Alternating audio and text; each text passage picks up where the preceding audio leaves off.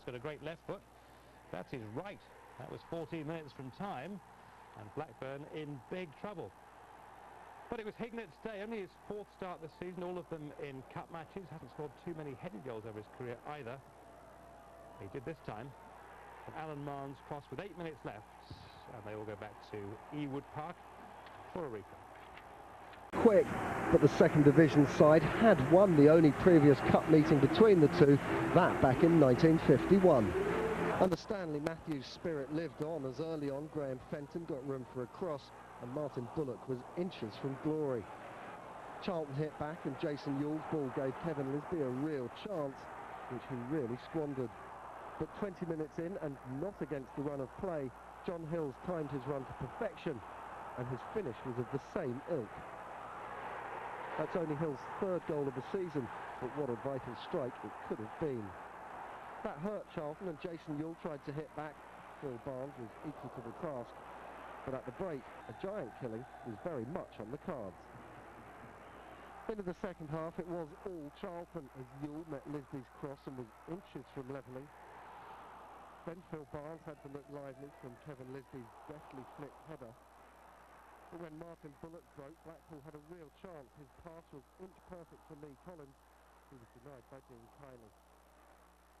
Then Charlton's luck turned. John Robinson's touch came off Brian Lee down in the area, penalty given. And Graham Stewart made it penalty scored. 2 minutes later, out came the front card. When the keeper and desperate lunges keep you alive, then there would be a Jason Yule to finish you off. It wasn't pretty, but Charlton had taken the lead. There was still a third-round FA Cup appearance for 7 years, but they arrived at Filbert Street in confident mood, many pundits expecting them to push Leicester all the way. Certainly no sign of any nerves as the 3rd Division promotion challengers enjoyed the best of the opening exchanges. Ian Walker grateful to pour away Wayne Corden's low shot.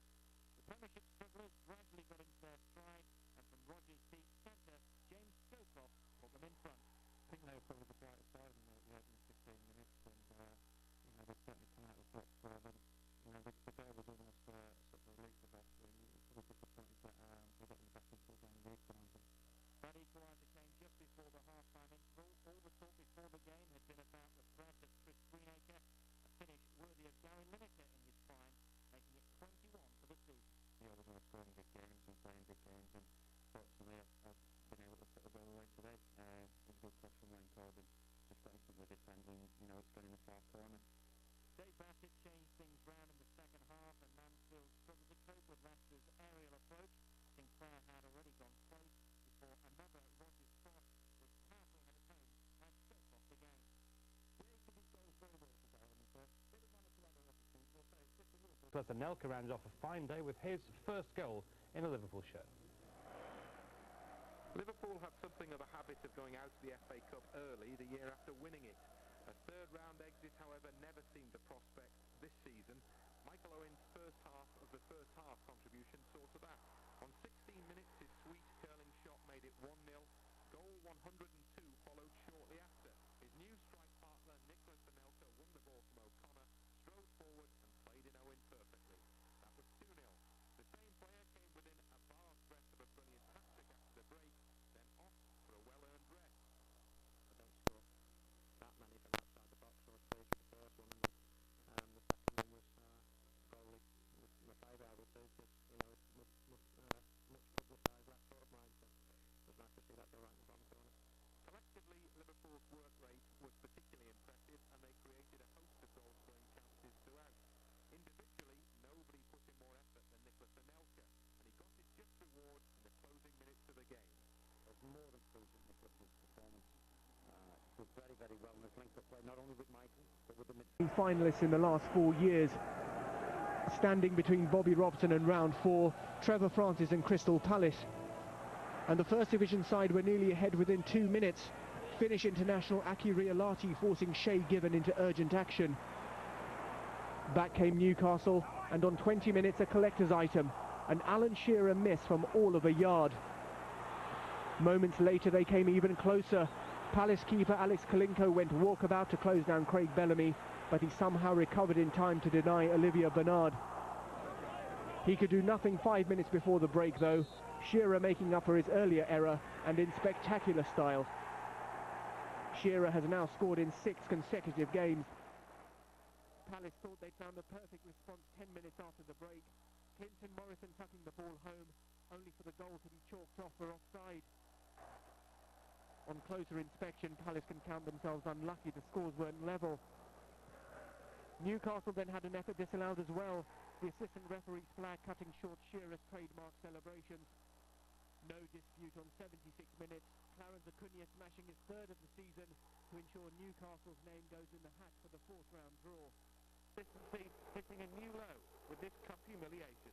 Well, yes, and they watch it, so you've got to give them credit for that, you know, and we paid them money for that, and sometimes when you don't perform, you've got to take the stuff, and that's part of doing football and football manager, you know, we get accolades and we play well, and when you get knocked out the cup after being one up against, I mean, a good, strong West Brom side, disappointing for all concerned. Sunderland can have few complaints, having been given a flying start through Kevin Phillips' sensational overhead kick that broke a 6-game scoring drought.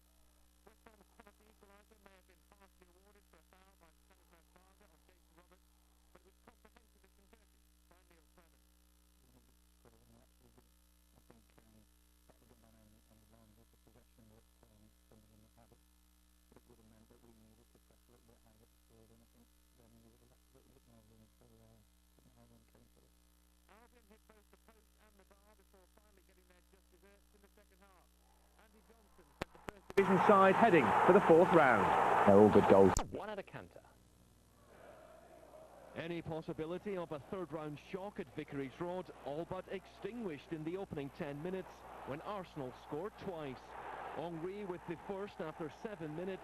Watford's claims for offside ignored by the officials. 90 seconds later, Henry turned provider to set up Ljungberg as the Watford defence struggled to cope with the pace and movement of Arsenal's attack.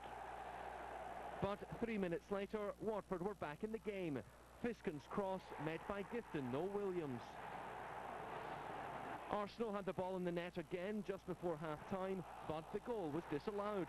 Giovanni van Bronckhorst ruled to have controlled Vieira's pass with his arm. Watford's hopes of a fight-back ended on 62 minutes when Vieira crossed for Kanu to claim a rare-headed goal. 3-1 to last season's finalists. 6 minutes from the end, substitute Dennis Bergkamp made it 4 after a swift passing move involving Wiltord and Cole. But Watford weren't finished. 2 minutes into stoppage time, the Arsenal defence failed to clear the danger. Marcus Gale was on hand to add some respectability to the scoreline. On top, I recall David Beckham coming closest to breaking the deadlock with 25 minutes gone. But Villa decided to attack United in a blistering second half, and they were rewarded when Ian Taylor broke from deep to coolly slot past keeper Roy Carroll with 51 minutes on the clock. Villa Park went wild just over a minute later. The champions' early season blunders returned to haunt them. Phil Neville scored a comical own goal, past Carroll to make it 2-0. United didn't look like getting back into the match, but Ole Gunnar Solskjaer handed them a lifeline with just 13 minutes remaining. Ruud van Nistelrooy then summoned off the bench by Sir Alex Ferguson, and he repaid him instantly. 3 minutes later, he calmly controlled the ball on his chest under pressure and smashed the ball past the helpless Peter Schmeichel. Ferguson's men then completed a miraculous fight back when Van Nistelrooy kept his nerve to round Schmeichel 2 minutes later to give United a sensational 3-2 win and complete an amazing 5-minute spell. In the 4th round. Sam Hammam, the Cardiff owner, had taunted Leeds after the draw for this tie that the second division club were bigger than the Premiership leaders. An outrageous statement, an outrageous result. He was determined to enjoy his moment, but it was a disastrous day for Leeds. They went out of the cup, and Rio Ferdinand is out with ankle ligament damage after this challenge by Gavin Gordon. Ferdinand thought it was broken. The World Cup is only 6 months away.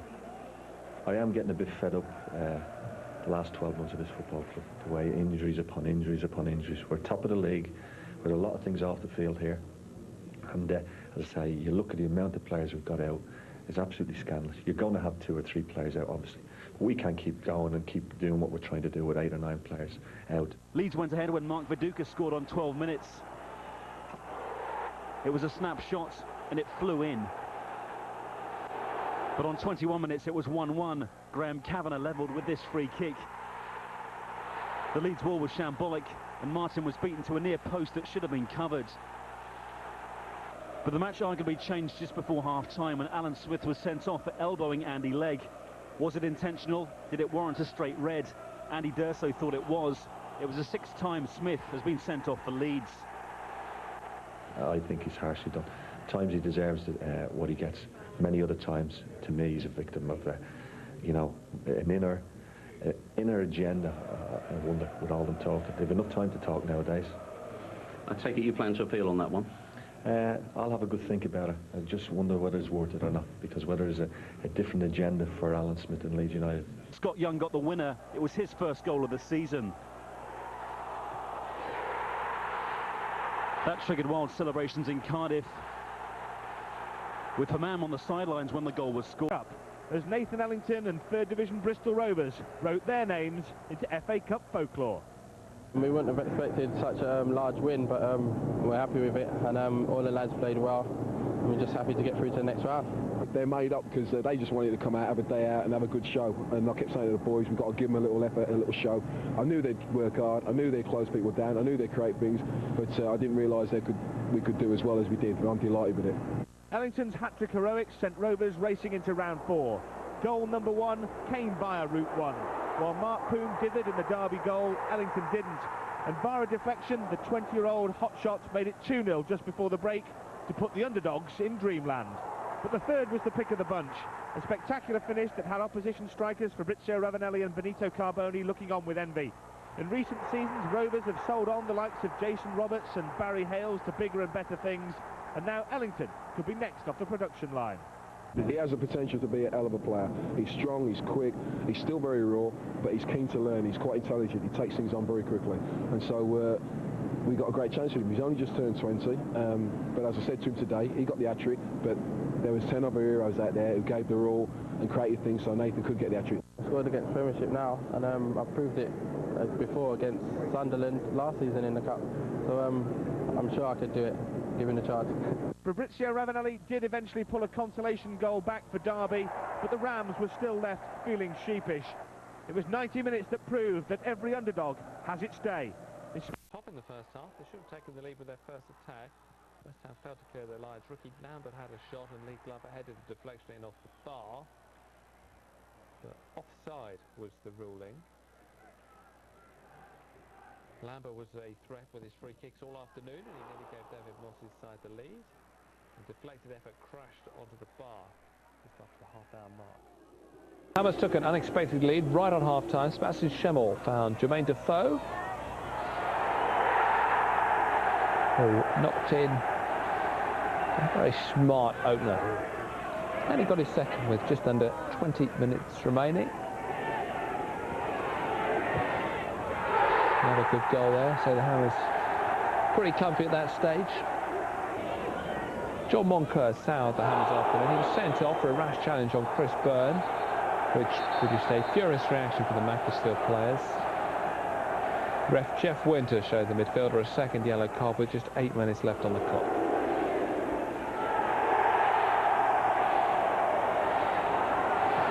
Joe Cole then came to fine display with an individual goal 5 minutes from time to make it 3-0 to West Ham.